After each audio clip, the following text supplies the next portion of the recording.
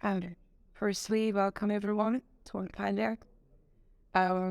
It's a great excitement and honor to host the opening of the CASP conference here in Turkey. So today I'll be talking about the assembly assessment that we performed for CASP15.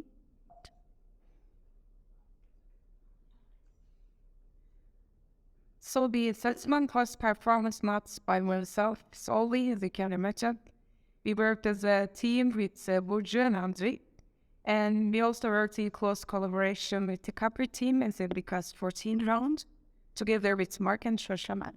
And you'll hear about their perspective to talk after my talk from Mark. So today I'll firstly introduce you the general overview of the category.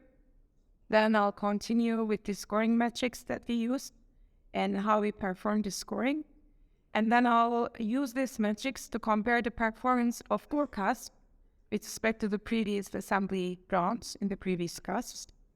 And then obviously I'll present you the Z-score based ranking, and I'm sure that most of you have already checked it out online or you already saw it on Twitter on them. And I'll continue then with some case highlights that we think that are of high importance to the community. And then finally, I will very briefly discuss the similarity and distinct features of the sampling and scoring of the top 5 groups.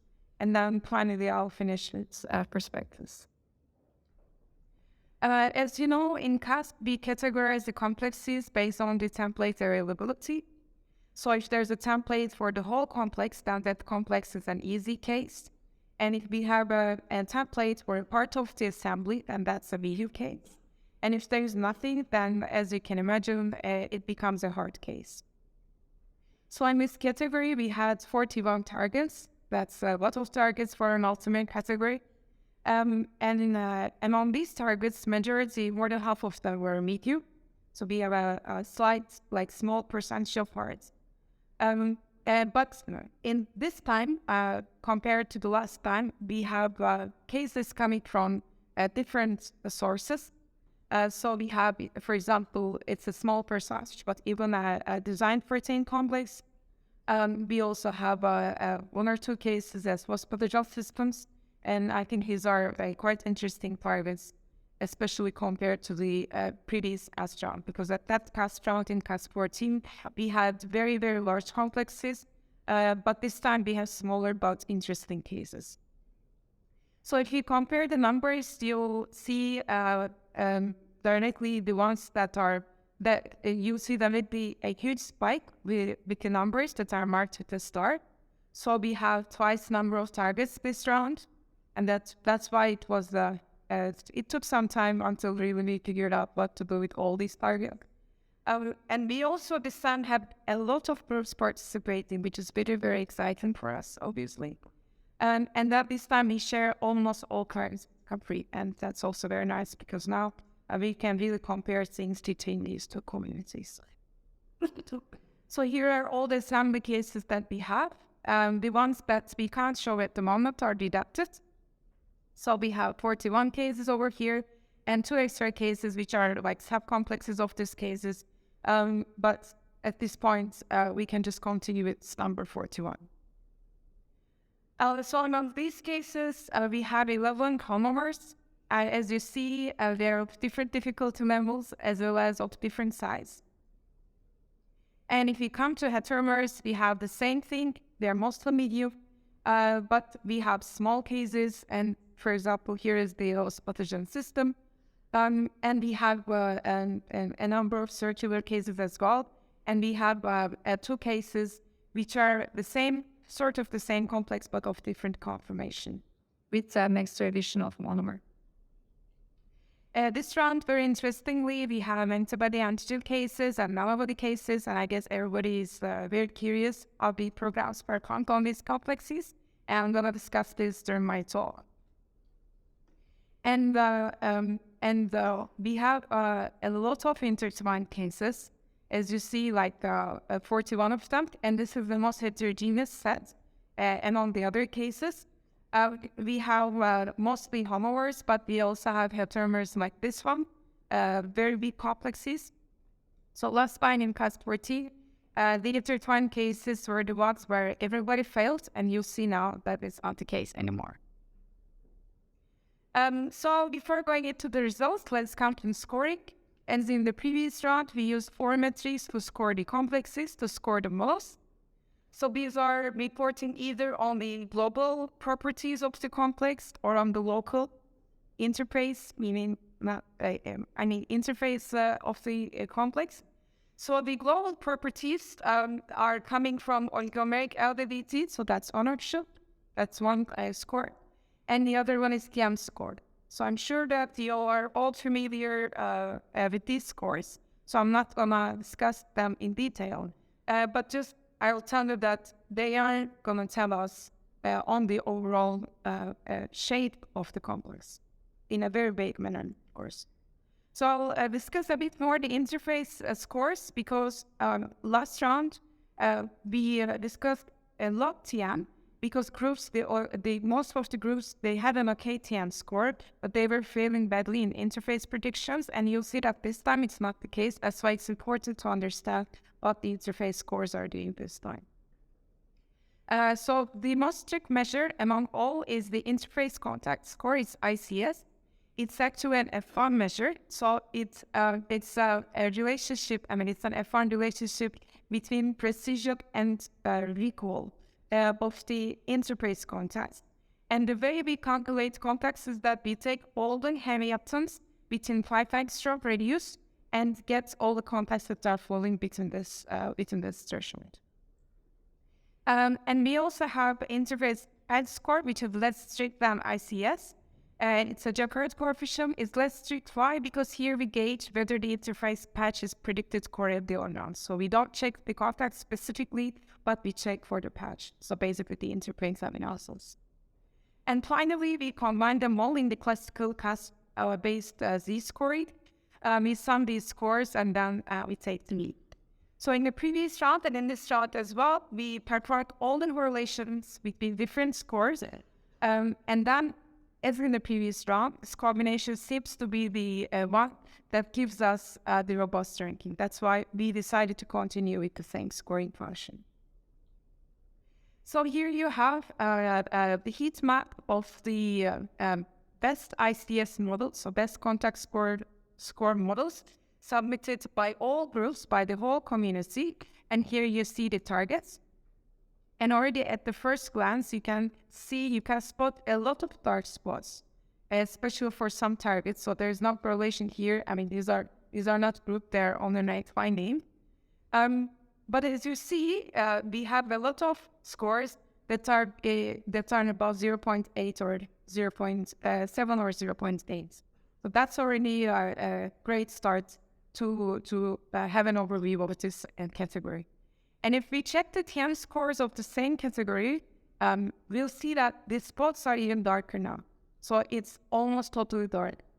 When there's no prediction for a given target for that group, then we have it black. That's why you have this black spots. But otherwise, it seems that the TM is kind of, predicting the TM of the complexes for this set of complexes is solved. So let's check now why ICS is lighter. You can guess why, but still let's go a bit deeper into this. Why ICS is behaving lighter than TM. So here we took a complex from the from CASP15 round. This is one of the nanobody complexes, H1143. And here you see the scale of ICS running from 0 to 1. And we picked some models from actually submitted models that has an ICS, that are an ICS of 0.2, 0.4, etc. So with 0.2 ICS increased. And as you see, you could have the same TM on the complex, but you might have quite a difference in the ICS score. And that's because you might have an off interface, but you might have the same distance similarity. And that might also come from the fact that, for example, the larger monomer shape is predicted very nicely, and that might be dominating your score. But on the end of contacts, it's a very strict measure, and if you have a score over 0.8, this is what you get. So it's an impressive prediction. So a prediction of 0.8 in ICS leads to almost a TM of 1, right? And as you see here, you see the interface side chains of the same complex. And there are some of amino acids here and there, especially in this loop. But it's a loop and it's a nanobody complex, right? So this could be changed or fixed with a short refinement or with a short MD, if you want to fix it, of course, because also in solution, this is not going to behave as a seed. If we see the correlation of ICS, it's respect to IPS, sorry for the resolution somehow, this image broke, but you'll see that above 0.4 or 0.5, there's a perfect correlation. What does this mean? It means that actually we can predict the complex directly now. So earlier, if you have seen our previous paper, or if you have, if you haven't, you will have an idea now. Earlier, what we had was, first of all the complexes. So these are best scored complexes from all submitted models for a given target. Earlier, they were all ranking low, and we had better ICS predictions, IPS predictions than ICS. But right now, we see a significant shift to up, and now around this region, they hardly correlate. So this is actually a great achievement. And if we check how many cases, like the percentage of cases that are ICS of over 0.8, at least a model in the whole model submitted, we'll see that it's 47%. And in the previous round, that was just 7%. So you can already see that the achievement is made. And this time, we also made a plot similar to the tertiary structure prediction category. So in this plot, we evaluated the commodity performance with respect to the target difficulty. And here you see the plot for the ICS evaluation for the contacts. Always the scores are lower compared to this graph because here we showed TM. But also in TM compared to the previous 2 rounds, because TM was introduced only in CASP14, we see quite a significant jump for the hard cases. And as you see here for ICS, it's an amazing jump both for medium and hard cases, because earlier, majority of the medium cases in CASP14, at least, they were also hard cortical reads. So finally, here is probably the plot that you wanted to see already from the beginning. So this score-based group ranking. So we have a clear winner in the States at SAG, and we have a runner-up at the server. And finally, we have the manual version of that server. So it's great that we'll be hearing all of the methodologies that are at these top 5 groups in the session after the coffee break, because I'm also really curious to see what they did distinctively or differently to get this high level of performance. And another thing to add before changing to next slide is here we marked the standard alcohol scheme round results that are submitted by the NF subgroup. So, and you can see that that standard alpha fault multimer is basically ranking in the middle, which is also, which was a very, very surprising fact for us when we first saw the results and analyzed that.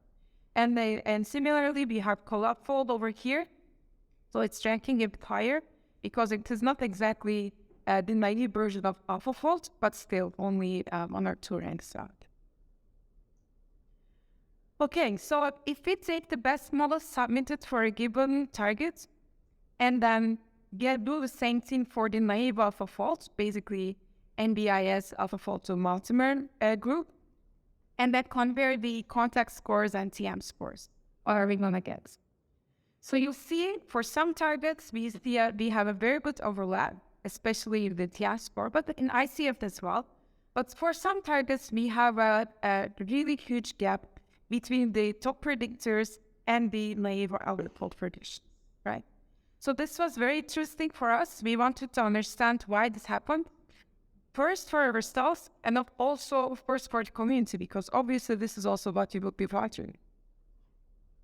So before going into details of what was different in these highly discrepant cases, I first would like to show you the cases where both the top ranking groups and the naive alpha fold performed well.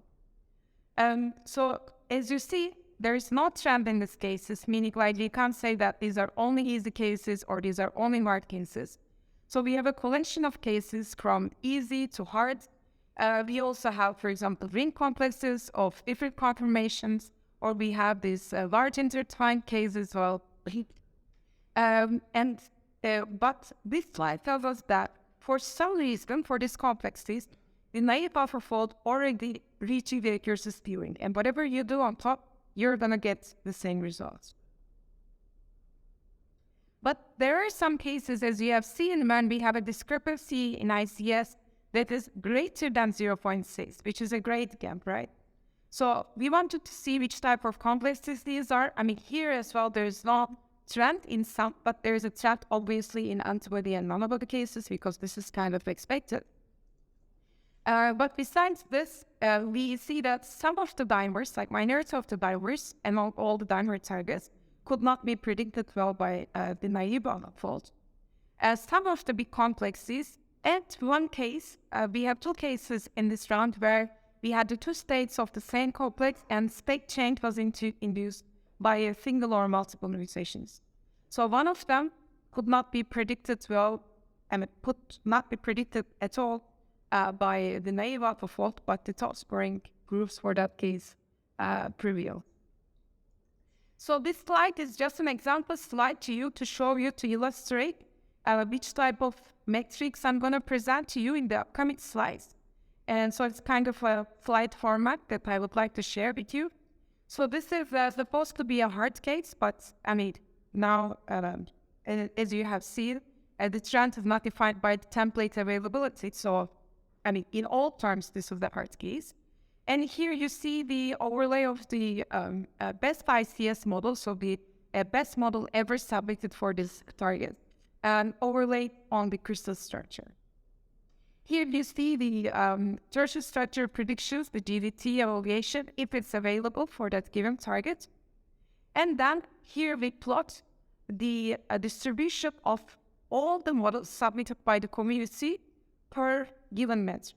For example, for ICS, you see like already the median is around 0.7, maybe like this is an easy target for the community now. And we also mapped with a red dot where the AlphaFold 2 naive alpha 2 model lies along this distribution. So as you see, this is a success also because it's almost 0.8. This is a high success also to naive AlphaFold 2. And in the slide, we also put the top groups that submitted the top 3 models for that given complex.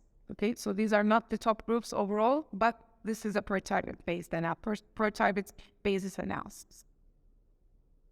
Okay, so now we come to the dimers where AlphaFold, naive AlphaFold badly failed. So again, we don't see any trend meaning like this is not correlated obviously in these 3 targets. I mean, it's a small sample, but still of target availability. But besides this, we see that for all these 3 targets, the tertiary structure, there are with tertiary structure predictions. And on top of that, there is always somebody who is producing very good results. Okay. And for these 3 categories, for these 3 cases, we see that for each case, a different group was ranking at the top, which means that different approaches worked well for these cases. And if we see what went wrong in the naive AlphaFold multimer, so in colors, you'll see the model submitted by the naive version. And in this case, for example, in this easy complex, it's just compacted the interface way more than it should be. So this is a standard locate flow, for example, but somehow the naive version will fall into this as well. And again, this is also very interesting. This is clearly a classical locking problem too, that it generated a 180-degree rotated solution of one monomer instead of the current one. So it's really interesting to understand why it happens. And another case is that the naive version predicts a completely wrong interface compared to the real one. So actually, all these examples seems to be like what was wrong in docking. I mean, if you have some familiarity with the docking field, you'll understand. But somehow, AlphaFold to the naive version fell into the same trap. And if you come to the big complexes where the naive version fails, you'll see that this complex was always an easy complex for the community, and this complex was not easy, but it was okay case, right? Again, we don't see any agreement between the top-ranking groups. I mean, with Young we have, but with the others, no. And if we see what went wrong in this case, in the naive version obviously submitted only the asymmetric units of the whole assembly because it's too big to run on the naive version, basically. And these two cases are the cases where the one of the monomers take part to form a tube that are coming out of the component. And if you don't have the whole assembly, apparently the this tube is not going to be built, and that's why that monomer is going to be interfering with the actual circular the complex formation. So this is rather clear and easy to understand, I think, unlike the previous case.